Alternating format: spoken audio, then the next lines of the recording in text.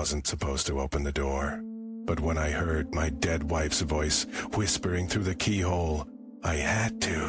Sarah? Let me in, baby. I'm so cold. Her voice was exactly how I remembered it. Soft, sweet. But Sarah had been buried 6 feet under for 3 years. This isn't real. You're not real. Open the door and I'll prove it. My hand trembled as I reached for the knob. The wood was freezing, like touching a corpse. If this is some sick joke... It's not a joke, my love. I came back for you. The lock clicked. The door creaked open. And then I saw her. Miss me. Her skin was gray, her eyes were black, and her smile was full of teeth that didn't belong to her. What the hell are you? Yours. Forever. She lunged. I slammed the door. But something was already inside, with me. Oh, no. Too late, darling. The lights flickered. The air turned thick. And then I heard it. The sound of something crawling in the walls. Get out of my house. It was never your house. The floorboards groaned. The temperature dropped. And then, from the darkness behind me, a new voice spoke.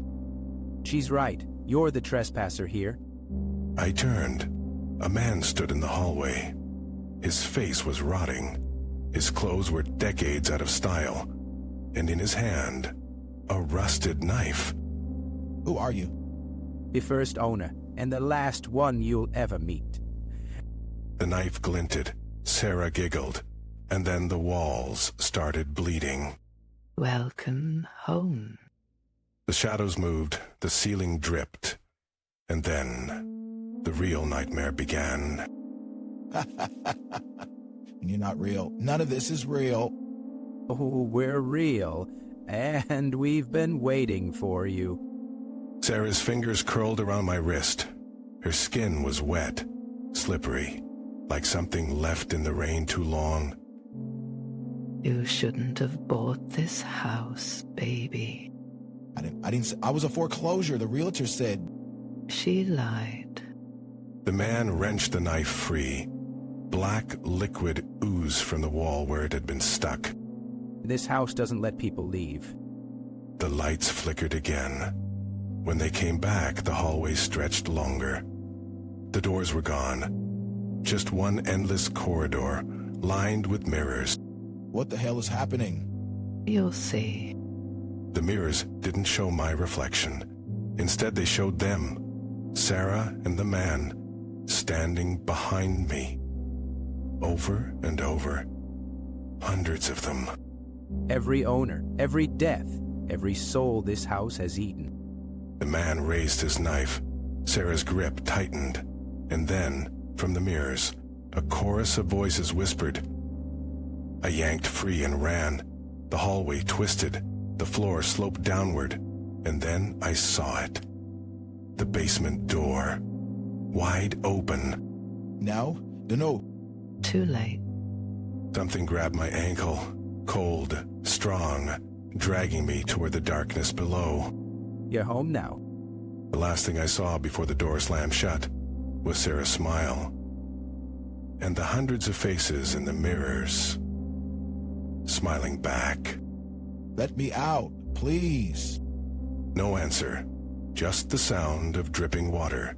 Then... Who's there? A match sparked in the darkness. For just a second I saw them. Dozens of people. Standing perfectly still. Their eyes sewn shut. The previous owners. The match went out. The scratching got louder, closer. We tried to warn you. Knocking in the walls. Voices in the pipes. But you ignored all the signs. Something brushed against my leg. Cold fingers grabbed my arms from behind. Stop. Please stop. It only hurts until you stop fighting. The match lit again. This time, they were closer.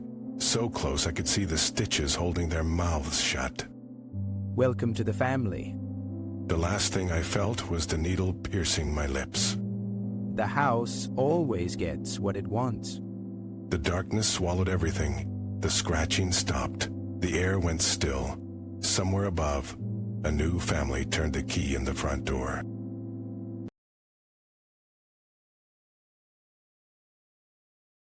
I wasn't supposed to open the door. The note said so, in big, bloody letters. But when the knocking started at 3 a.m., I did it anyway. Who the hell is out there? The hallway was empty, just the flickering light and the smell of wet earth. Then I saw it. A single, blackened finger curling around the doorframe. You let me in. Now we play. The voice wasn't human. It was like gravel and broken glass. And then the finger moved, dragging itself along the wood. What do you want? You opened the door. You invited me. Now The scratching got louder, faster, like something was clawing its way up the door. But there was nothing there, just the sound and the smell. This isn't happening. It is, and it gets worse. Then the lights went out. Man up. Listen. The scratching stopped for 1 second. Then it was inside the room, right behind me. Get away from me. Too late. You already said yes. The air turned ice cold. Something grabbed my shoulder. Let go. Ethan. And then the whispering started. Hundreds of voices, all saying the same thing. You're ours now. The grip tightened. The whispers grew louder. And then... Hey, you okay? The voice was real, human. The lights flicked on. My neighbor stood in the doorway. Did you hear that? The scratching? The woman. What woman? I looked back. The door was closed. No scratches, no smell. She was right here. Dude, you're pale as hell. You need sleep. He left. The door clicked shut behind him. Then the whispering started again. He can't help you. No one can. The lights went out. The scratching returned, and this time it wasn't just one finger. Oh, God. We're coming in. The door creaked open on its own, and in the darkness, something smiled. Ready or not? The last thing I heard was my own scream. You shouldn't have screamed. Now they all know you're here. The air thickened. The scent of rot filled my nose. Something wet dripped onto my shoulder. Who are they? The ones who wait. The ones who hunger. A cold breath brushed my ear. Too close. Too real. What do they want? You. The floor creaked, not under my feet, behind me. There's nothing there. And look again. I turned. The hallway stretched impossibly long. At the end, a figure stood. Tall, thin, its head tilted at a broken angle. No.